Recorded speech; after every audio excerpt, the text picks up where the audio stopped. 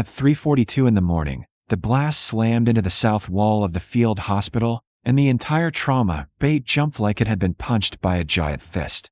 Lights swung on their cables. Dust drifted from the seams of the metal containers. Someone down the hall shouted. Outside, automatic gunfire erupted in sharp bursts that echoed across the desert. And in the middle of it all, the quiet contract nurse calmly set down her coffee and turned toward the door. For 6 months, the Navy SEALs stationed at Forward Operating Site Redstone had barely noticed her. To them, she was just Lena Carter, a civilian trauma nurse hired through a private contractor, someone who worked night shifts, spoke softly, and stayed out of the way. They thought she was there for hazard pay and a resume lie. None of them knew that 10 minutes from now she would pick up a rifle and defend the hospital like an infantry marine who had spent years walking patrols through some of the worst combat zones on Earth. None of them knew that the calm woman in blue scrubs had already survived more firefights than most of the operators on the base. And none of them knew that when the terrorists stormed the hospital, the person who would hold the line wasn't a SEAL, or a corpsman, or a security marine. It would be the quiet nurse they had spent months underestimating. 6 months earlier, Lena Carter had stood in a small apartment in Flagstaff, Arizona, packing the same olive-drab duffel bag she had used since she was 18 years old. The apartment didn't look lived in. It looked temporary, like a hotel room someone had stayed in for a few weeks and never bothered to decorate. The walls were bare except for one shelf lined with trauma medicine textbooks. A pair of running shoes sat by the door. The kitchen counter held exactly 3 dishes and a coffee maker that had clearly seen better days. Lena moved through the apartment with quiet efficiency, folding 2 t-shirts, a pair of jeans, and a fleece jacket into the duffel bag. Her movements were economical, the kind that came from years of living out of rucksacks and shipping containers. On the nightstand beside her bed sat the only personal item in the entire apartment, a photograph in a simple black frame. 6 women in dusty combat gear stood shoulder to shoulder in the picture, grinning at the camera in front of a mud brick wall somewhere in Afghanistan. Their helmets were pushed back. Their rifles hung across their chests. One of them had her arm around Lena's shoulders. Only 4 of the women in the photo were still alive. Lena picked up the stainless steel bracelet lying beside the frame and slipped it onto her wrist. The metal clicked softly against the bone. The engraving had been worn smooth from years of use, but she could still read it easily. Corporal Maya Torres, United States Marine Corps, June 12, 2015, Helmand Province. Lena rubbed her thumb across the letters for a moment, feeling the familiar weight settle against her wrist. She had worn the bracelet for almost a decade now, long enough that the sound it made when it tapped against a table or a door frame had become part of her daily rhythm. "All right, Torres," she said quietly to the empty room. "One more trip." At 37, Lena Carter looked like someone who had spent most of her life working with her hands. Her blonde hair was pulled into a tight bun that stayed in place even when helicopters were landing nearby. A thin scar cut across her right eyebrow, a souvenir from an explosion that had sent a piece of gravel flying into her face years earlier. Her hands were rough and calloused, not the delicate hands people expected from a nurse. They were the hands of someone who had carried heavy gear, climbed walls, dug fighting holes, and dragged wounded friends out of places where nobody should ever have been in the first place. Lena had grown up in a small town outside Prescott, Arizona. Her father had worked as a mechanic and her mother had managed the front desk at a dentist's office. Nobody in her family had ever gone to college. The military hadn't been about patriotism or adventure for Lena. It had simply been the fastest way out of town. She had enlisted in the United States Marine Corps the week after her 18th birthday and shipped off to boot camp at Marine Corps Recruit Depot, San Diego, before the summer ended. From there, she trained as an infantry rifleman, one of the toughest and most physically demanding jobs in the entire military. Later, she had been selected for a special program that attached female Marines to infantry units conducting patrols in Afghanistan, where cultural barriers meant male Marines couldn't interact with local women during searches and intelligence gathering.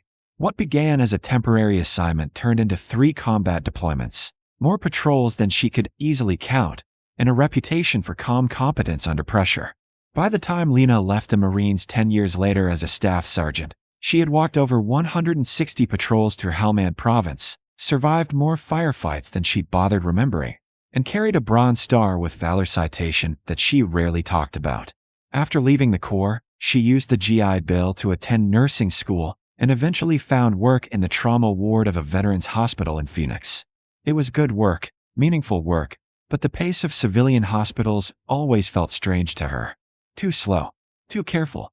She was used to making life or death decisions in seconds while helicopters were landing nearby and gunfire echoed through the dark. 2 years into the job, she received a call from a medical contracting company looking for experienced trauma nurses willing to deploy overseas to support a joint special operations task force in East Africa. 12 months. Hazard pay. A small forward operating base near the Somalia border.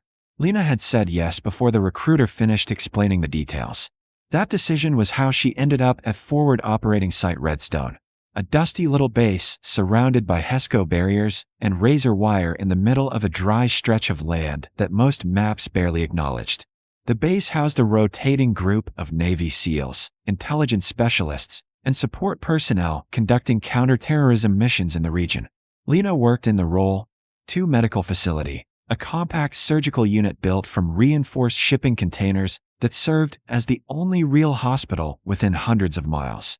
Her world quickly settled into a routine: night shifts, endless coffee, and the steady hum of generators outside the metal walls. The SEALs on the base rarely spoke to her except when they needed stitches or antibiotics. Most of them saw contractors as temporary outsiders who didn't truly belong to the unit. Their platoon chief, Senior Chief Daniel Hayes, had made his opinion clear on Lena's first day when he told her bluntly that his operators trusted their own corpsmen more than civilian nurses. Lena hadn't argued. She simply nodded, rolled up her sleeves, and went back to work. Because if there was one thing she had learned during her years as a Marine, it was that the fastest way to earn respect wasn't through explanations or arguments. It was through quiet competence. And sooner or later, every forward operating base had a night when quiet competence was the only thing standing between order and chaos. The explosion that would prove it was already on its way. The attack began just after midnight, when the desert base had settled into its usual uneasy calm. Inside the field hospital, Lena Carter was finishing her final patient checks while Mason restocked bandages and 4 kits in the trauma bay. The silence was suddenly shattered by the sharp crack of distant gunfire, followed by a burst of frantic radio chatter. Reports came in quickly. Armed militants were attacking the south perimeter. Within minutes, the hospital lights switched to emergency power, bathing the rooms in dim red lighting as alarms quietly pulsed through the building.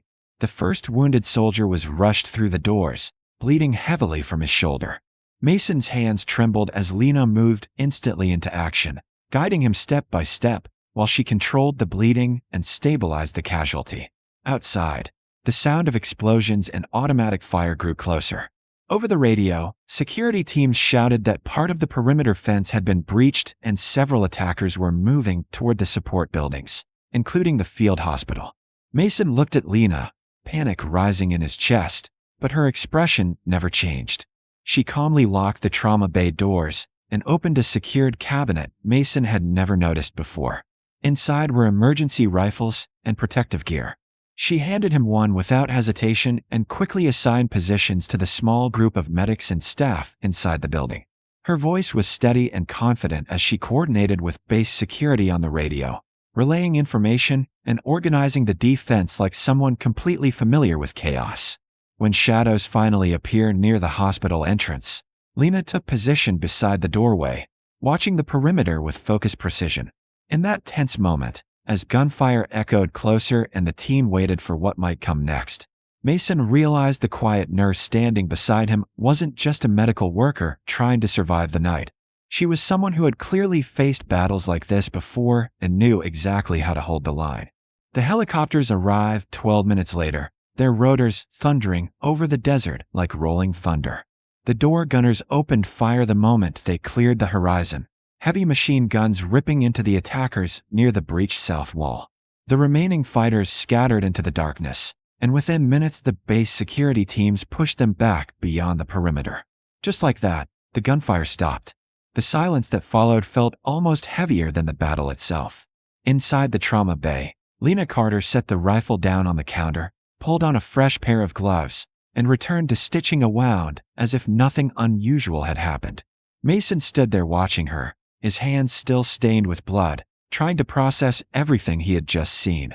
The quiet nurse who had spent months patiently teaching him trauma procedures had just helped defend the hospital like a seasoned infantry marine. 14 hours later, the entire base gathered inside the operations building for the after-action briefing. Dusty operators leaned against the walls while medics and support staff filled the back rows. At the front of the room, the base surgeon, Commander Rachel Kim, held a folder containing Lena's contractor file. "Before we begin the tactical review," she said calmly, "there's something everyone here needs to understand." She looked around the room. "Our contract trauma nurse coordinated the defense of the medical facility last night, treated 4 combat casualties under fire, and assisted base security in repelling the assault." She paused before continuing. "Miss Carter is also a former United States Marine Corps infantry staff sergeant." A quiet murmur spread through the room. 3 deployments to Afghanistan. Over 160 combat patrols. Bronze Star with Valor. In the back row, Senior Chief Daniel Hayes slowly leaned forward in his chair, staring at Lena like he was seeing her for the first time. The woman he had dismissed as a contractor had already spent years fighting wars before she ever arrived on his base. When the meeting ended and people began filing out, Hayes walked toward her. For a moment, neither of them spoke.